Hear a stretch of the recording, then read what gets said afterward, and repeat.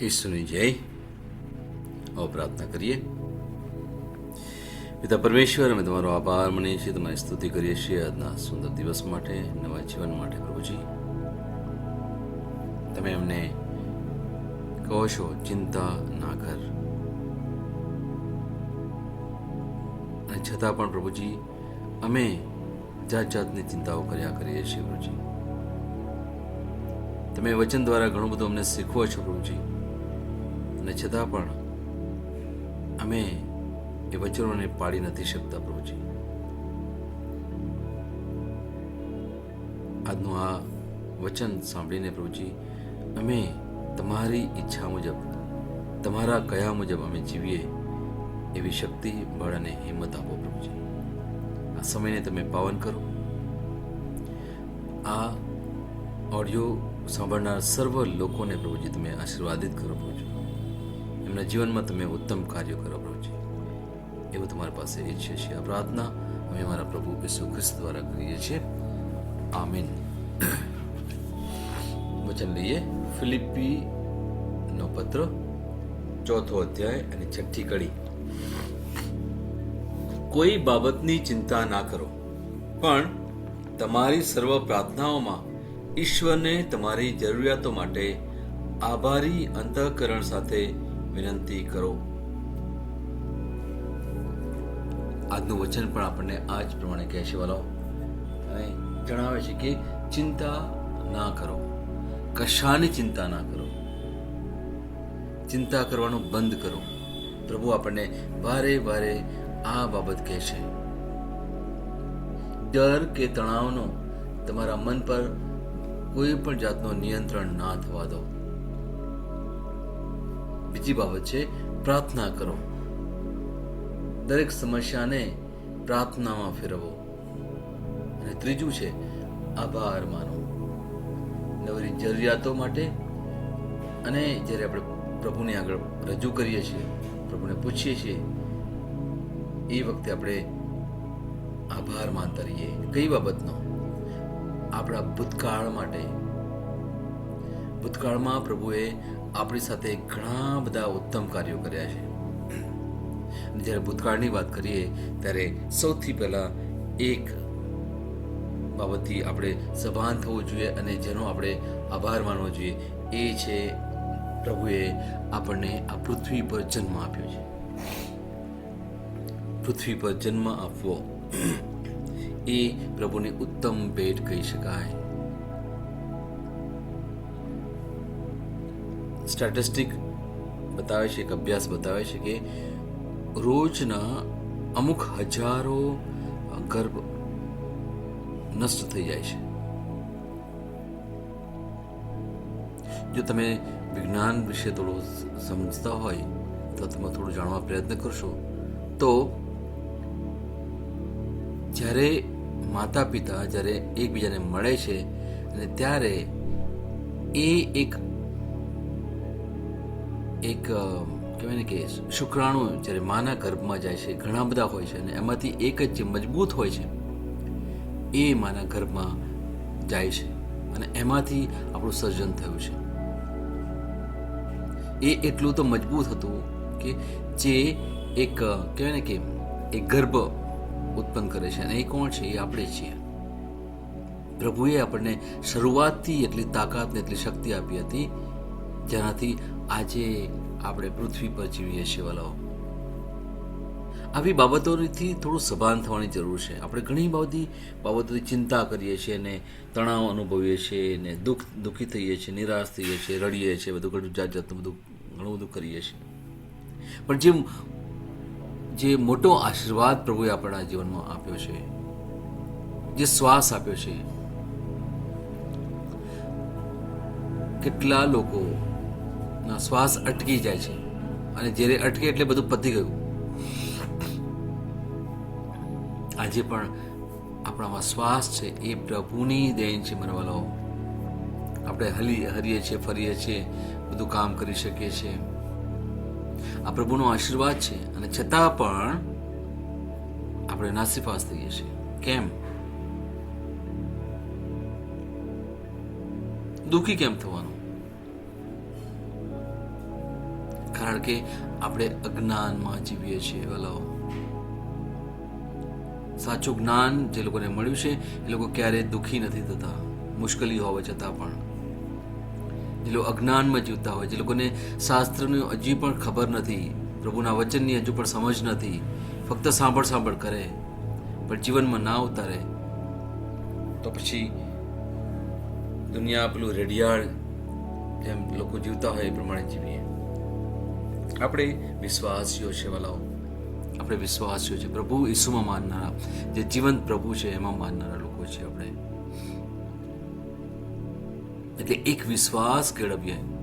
જ્યાં વિશ્વાસ છે ત્યાં શંકા નથી, ત્યાં ડર પણ નથી વાલાઓ, ત્યાં ચિંતા પણ નથી.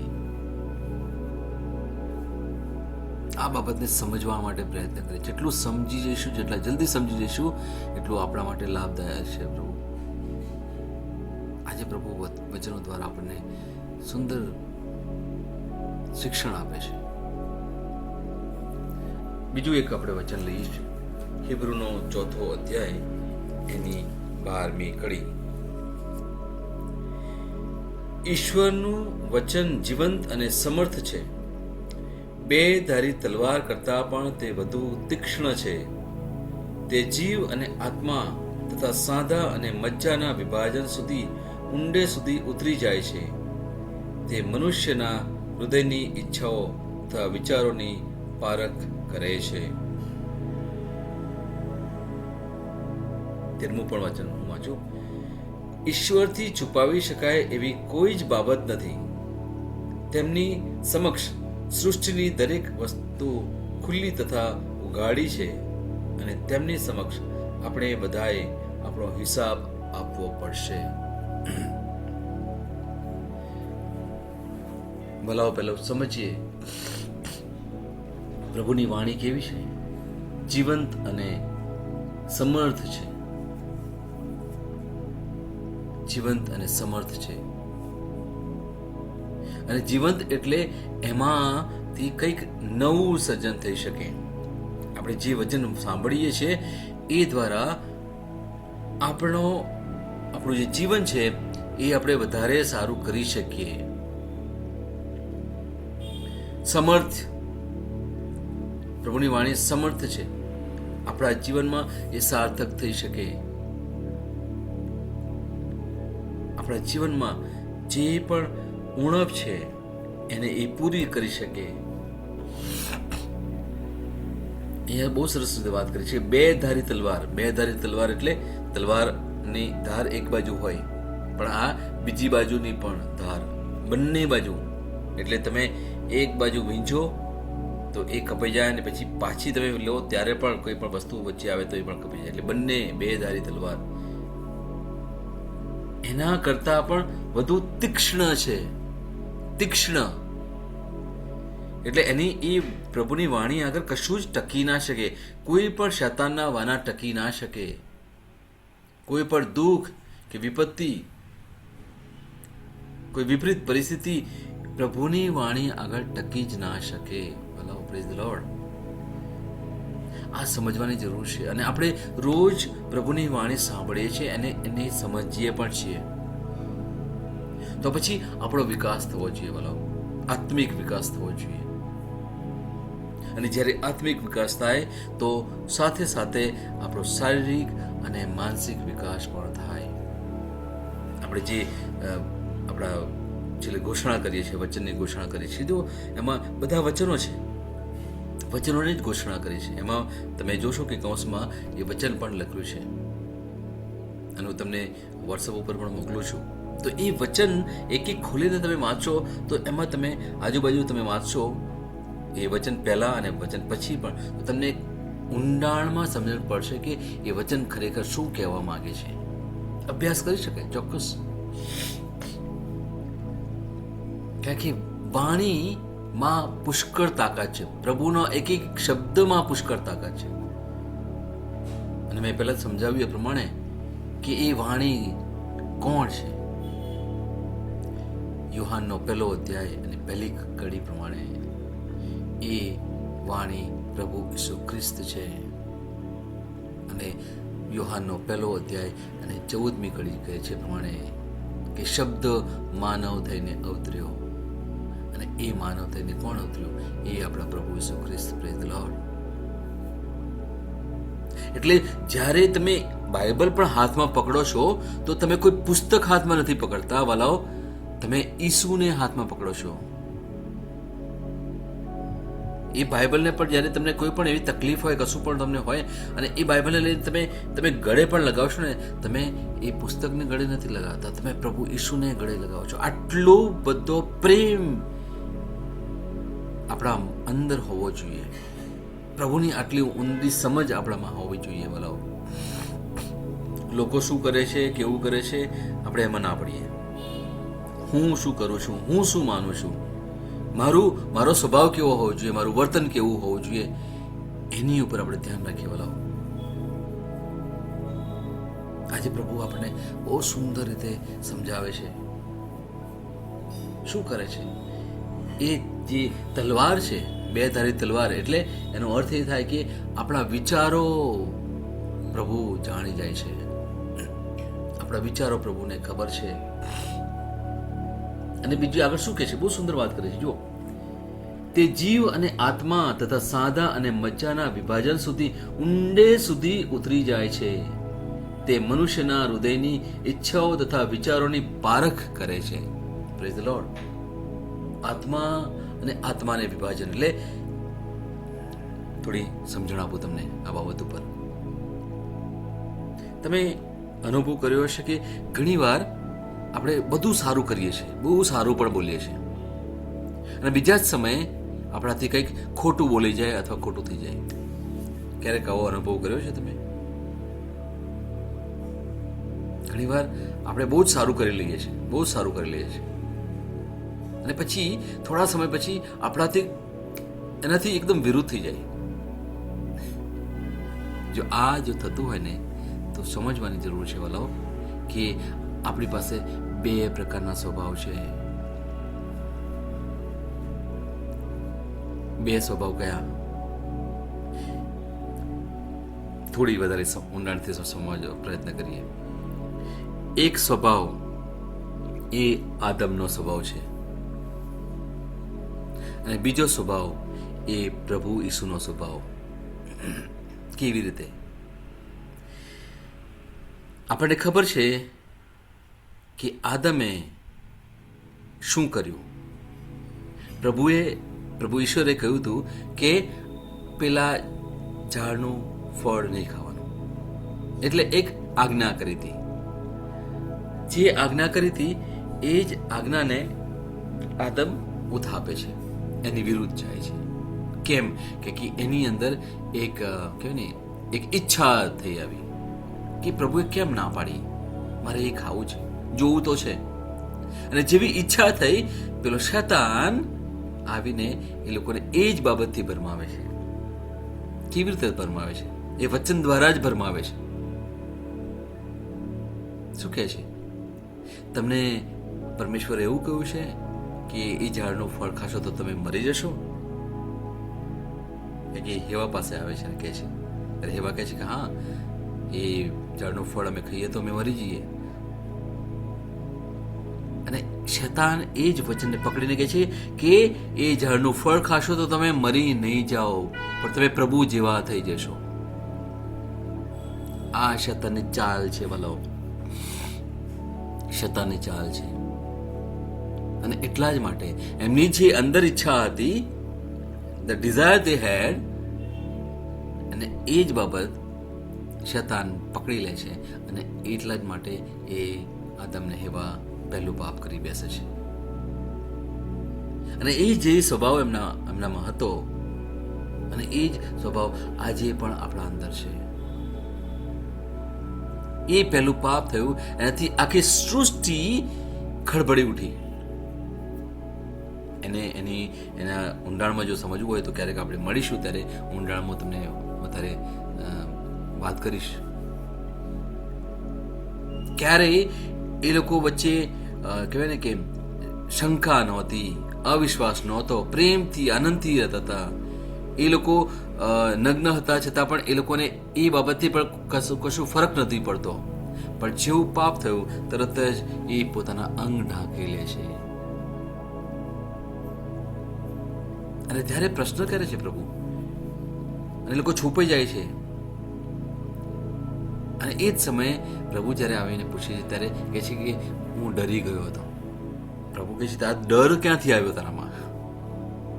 પ્રભુને બધી ખબર હતી, પણ જ્યારે પ્રશ્ન કરે છે ત્યારે આદમ આ કહે છે કે હું ડરી ગયો હતો, બી ગયો હતો, અને ચિંતા થઈ ગઈ હતી કે હવે મારું શું થશે. કેમ? કારણ કે એણે ઈશ્વરની આજ્ઞાને ઉથાપી, ઈશ્વરની આજ્ઞાને વિરોધમાં ગયો. પેલા શેતાને એને પાડ્યો. ભલાઓ ક્યાંક ને ક્યાંક આપણા જીવનમાં પણ આવું જ થાય છે. આપણે સારા બનવા માટે ઈચ્છીએ છીએ, આપણે ઘણું બધું સારું કરીએ છીએ વાલાઓ, પણ જ્યાં આપણે સભાન નથી, જ્યાં આપણે સજાગ નથી, ત્યાં પેલો શૈતાન આવીને એવી ચાલ ચાલી જાય છે અને ત્યાં જ આપણે આપણા શબ્દ દ્વારા આપણા કાર્ય દ્વારા ભૂલ કરી બેસીએ છીએ. કેમ? કારણ કે ક્યાંક ને ક્યાંક આપણા મનમાં ઊંડાણમાં એવી કંઈક ઈચ્છા ભરાઈ ગઈ છે. આ ઈચ્છાને જાણવા અને ઈચ્છાથી સભાન થવાની બહુ જરૂર છે. બોલો શું ઈચ્છા છે?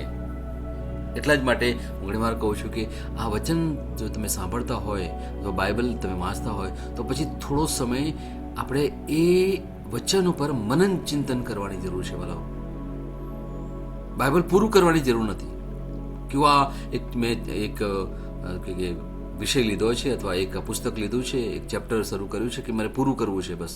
ના, કંઈ જરૂર નથી વાલો, કોઈ જરૂર નથી.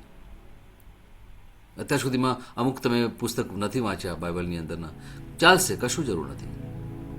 કદાચ એસ્તર નથી વાંચ્યું, તમે હેજકીલ નથી વાંચ્યું, હબાકુક નથી વાંચ્યું, ચાલશે, કશો વાંધો નહીં. કે જે માથેનો ગ્રંથ નથી વાંચ્યો, ચાલશે, કશો વાંધો નહીં. પણ તમે જે કંઈ વાંચવું હોય એની ઉપર તમે મનન ચિંતન કરી શકો. ઘણા લોકો મેં સાંભળ્યા છે અમુક લોકોને કે મેં 5 વાર બાઇબલ વાંચ્યું, અમુક લોકો કહે છે મને 7-8 વાર બાઇબલ વાંચ્યું. કોઈ ફરક ના પડે વાલા, કોઈ જરૂર નથી, કોઈ જરૂર નથી.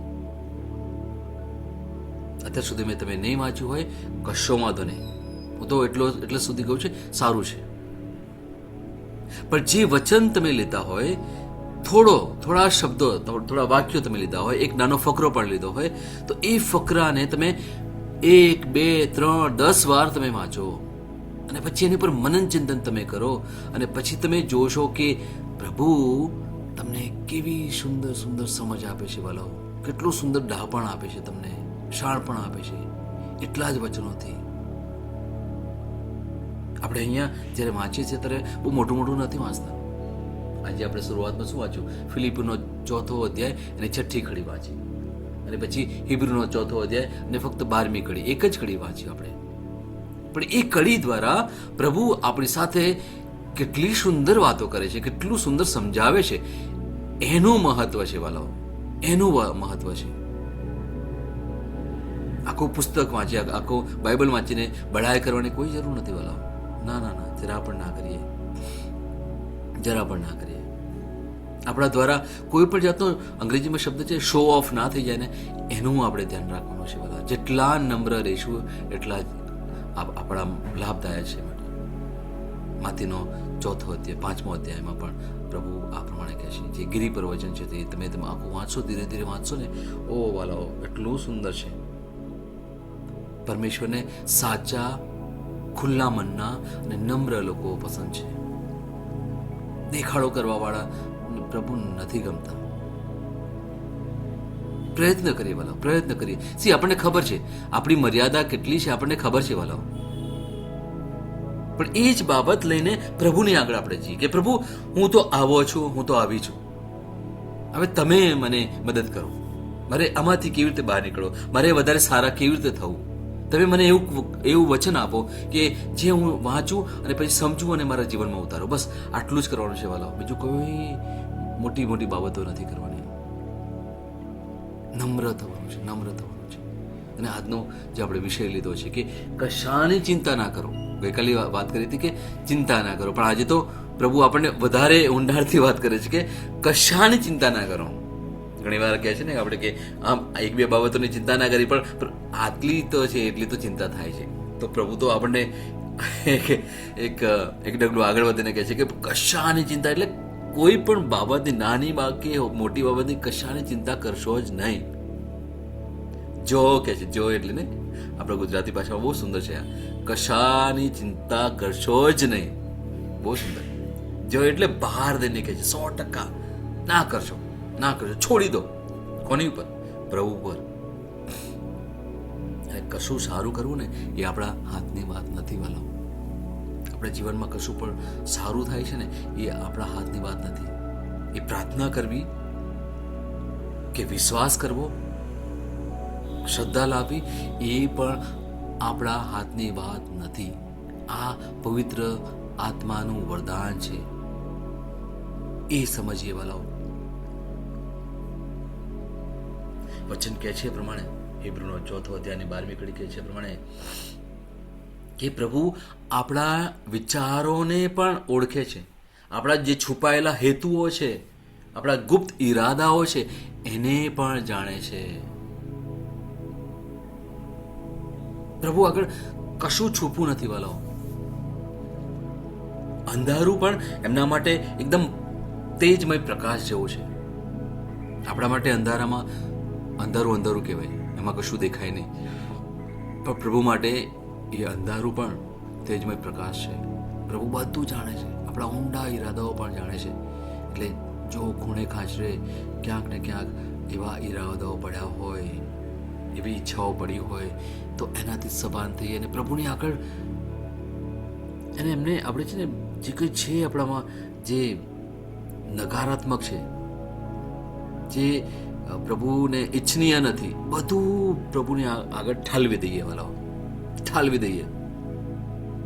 એ આપણો પ્રભુ કેટલો મહાન છે ને, એ જો સમજવા પ્રયત્ન કરીશું ને તો તમે ક્યારે પણ પ્રભુથી દૂર નહીં થઈ. કારણ કે પ્રભુ આપણો એટલો મહાન છે કે એ કહે છે તું જેવો છું એવો ને એવો મારી પાસે આવો, જેવો છું એવો, કશું પણ છુપાવવાનું નથી.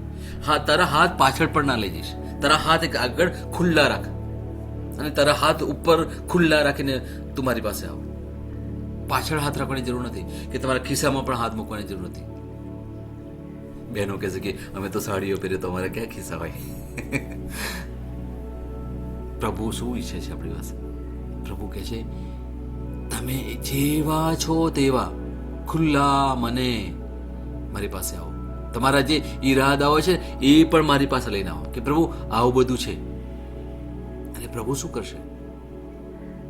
પ્રભુ આપણને સાચા રસ્તાઓ પર ચલાવવા માટે પ્રેરિત કરશે.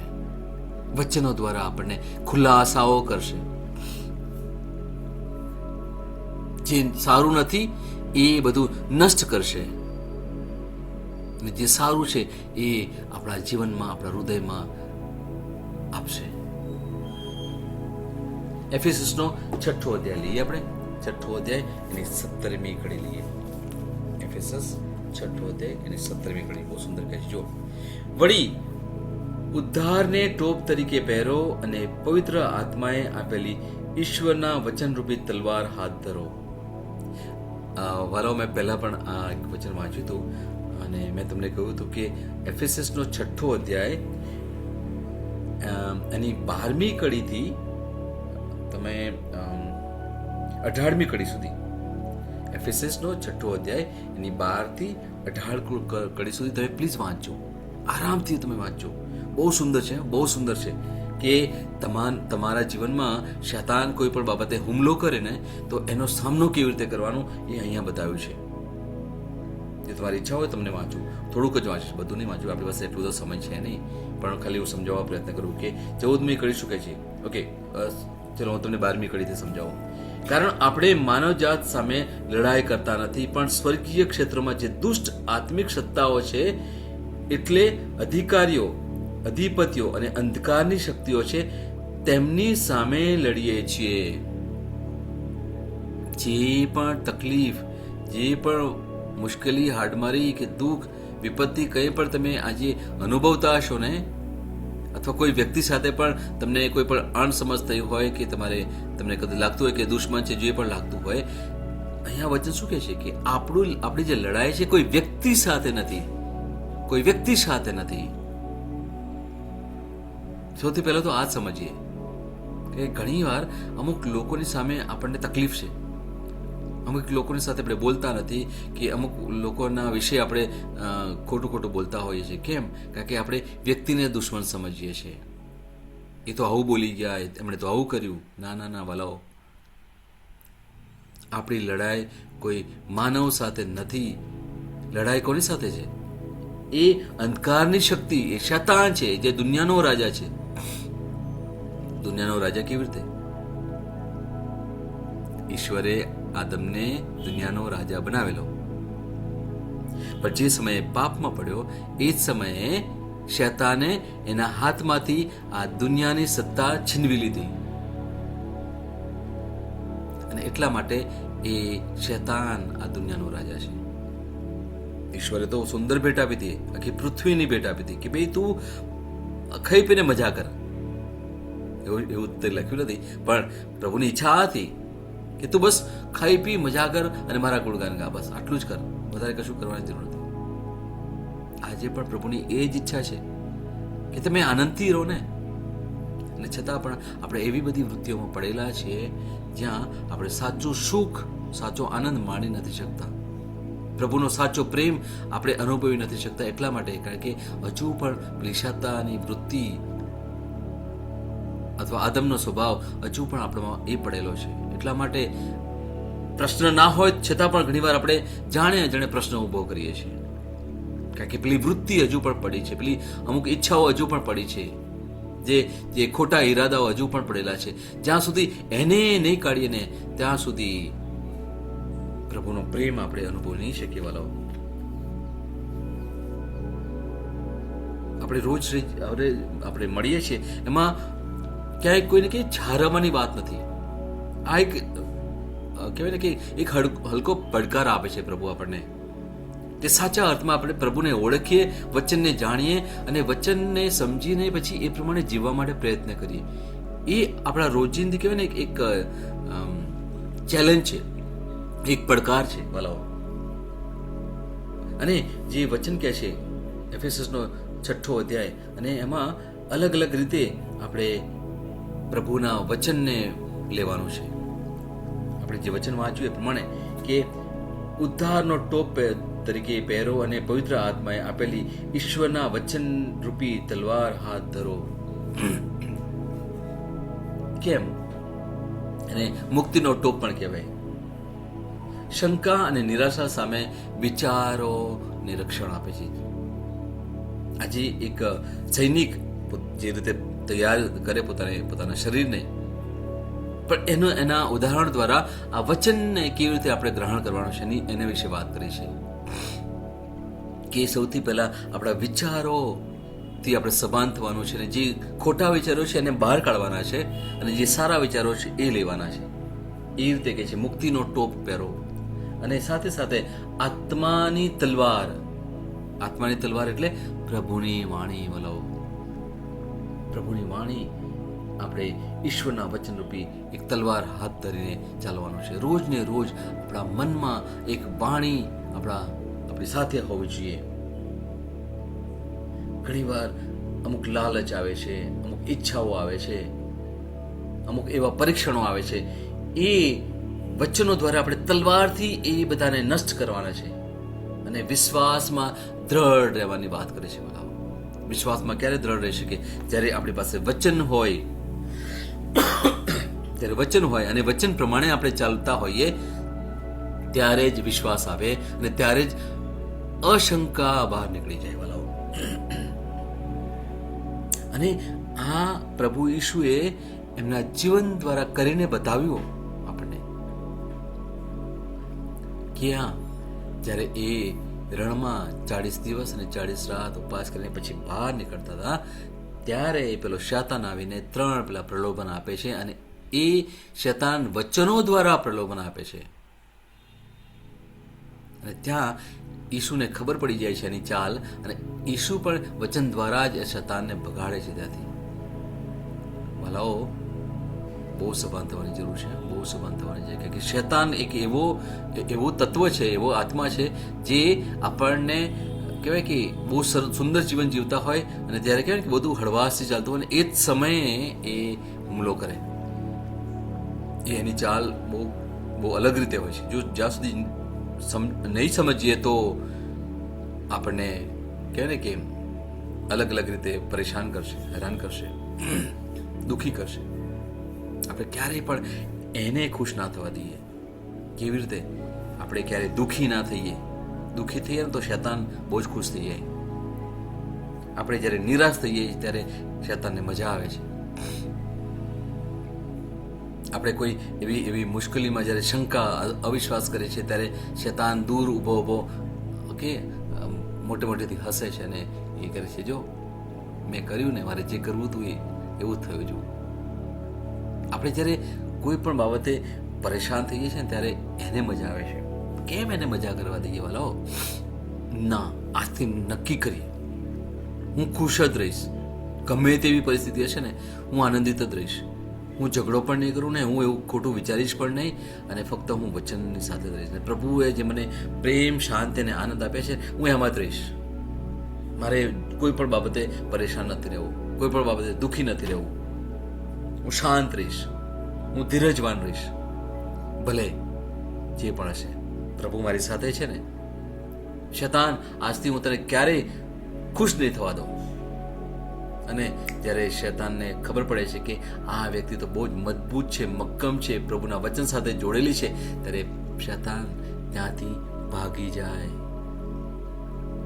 ઈસુની સાથે આવું જ થયું. જ્યારે શૈતાન અને વચનો દ્વારા કહેતો હતો અને ઈસુએ એ વચન દ્વારા વાત કરી, અને ત્યારે એ શૈતાન ત્યાંથી જતો રહે છે. હલો, શું આપણે આ વચનને વળગી રહીએ? આજનો દિવસ કશી ચિંતા ના કરીએ, કોઈ પણ બાબતની ચિંતા ના કરીએ, ફક્ત આનંદ કરીએ, પ્રભુની આરાધના કરીએ, હાલેલુયા અને પ્રેઝ ધ લોર્ડ કરીએ. એટલું જ કરીએ, અને પછી જોઈશું પ્રભુ આપણા જીવનમાં કેટલા સુંદર કાર્યો કરે છે. Praise the lord. આવો આપણે વચનની ઘોષણા કરીએ. તમે એ રીતે બોલો કે અર્થપૂર્ણ રહે. 19મો દિવસ વિશ્વાસ ઘોષણા. હું જાહેર કરું છું કે મારા જીવનમાં સરળતાનો અભિષેક છે. પ્રભુ સદા મારી સમક્ષ છે. તેમણે વાંકા ચૂકા સ્થાનો સીધા કર્યા છે. તેમની જૂસરી સરળ છે અને તેમનો બોજ હળવો છે. હું સંઘર્ષ કરતો નથી. પહેલા જે મુશ્કેલ હતું તે હવે મુશ્કેલ નથી. મારા જીવન પર પ્રભુની કૃપા અને આશીર્વાદથી ભાર હળવો થયો છે અને દબાણ દૂર થયું છે. હું બધાની કાળજી રાખું છું, કારણ કે તેઓ મારી ધ્યાનપૂર્વક સંભાળ રાખે છે. આ મારી ઘોષણા છે. દૈવી સ્વાસ્થ્ય કબૂલાત. પ્રભુનો શબ્દ એ સર્વોચ્ચ સત્તા છે જેના દ્વારા હું જીવું છું અને મારી બધી બાબતોનું સંચાલન કરું છું. ઈશ્વરનો શબ્દ મારો આત્મવિશ્વાસ છે.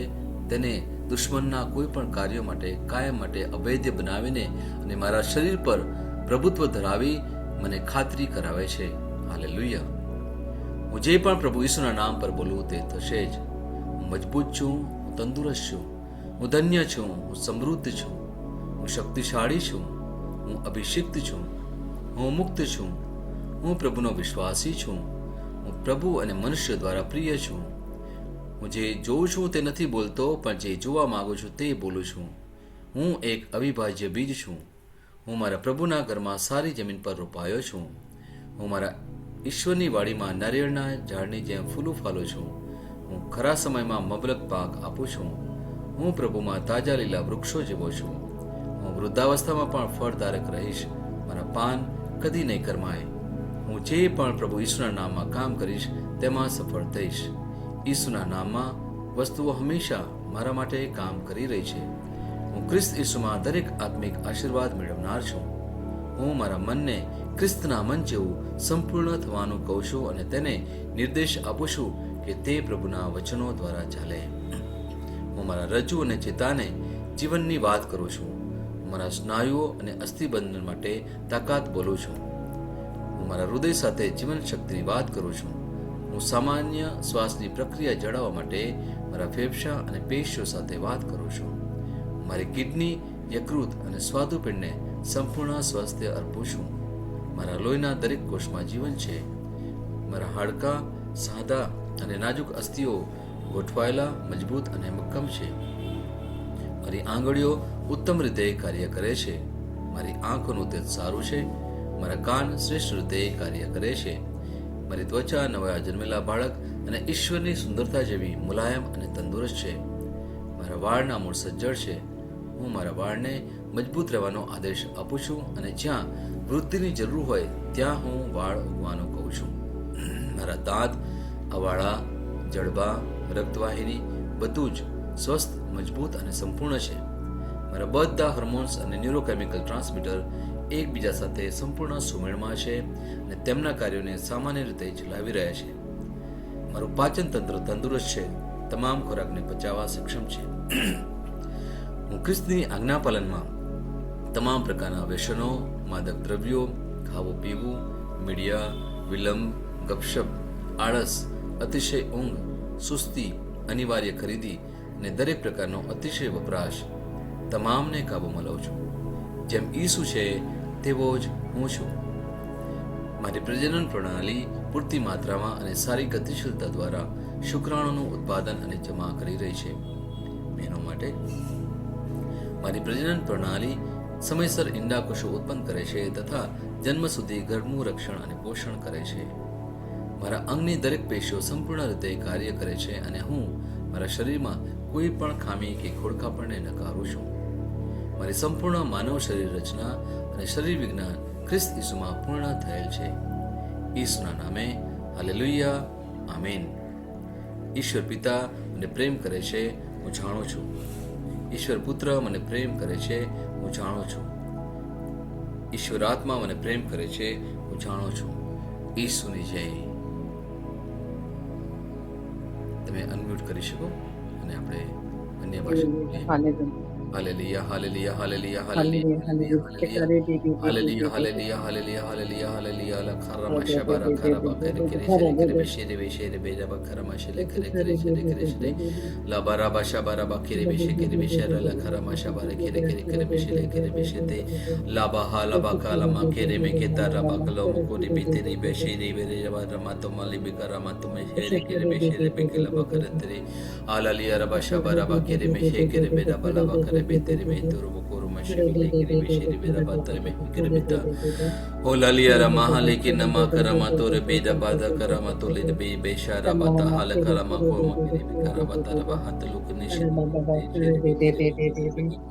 रेता बाता दाबादा के रे बे कला करमा के बकरा है के जैसे बेशेरे बे करमा शेतले करमा के रहते Olalia la bakala makere beshere beshela bakara mashetere kere kere shere beshera bakala bade robala mahete robushi biri bere hatala hakoro rihata nama shubida bara makido bala rihade re re re shere beshere bakara makale kere re rabara bala bala bahale kere re re re shere beshi bera bakala masheturu turu yibi kere rimana mana morit bishi de bashara di ra ra ra ra di ra bara makere bara bara bara bashe bare olalia la bala bakala mari here beshi biri beshi kere kere kere kere ramasho bola barabar kere ri bara bahata ramal kere me tere shere be shere kere me shere bara bara bashe barabar ke ola liya la mahakala makar bokana mari ra ra basha barabar kere re here be shere ri hallelujah hallelujah hallelujah hallelujah hallelujah hallelujah hallelujah thank you just praise Lord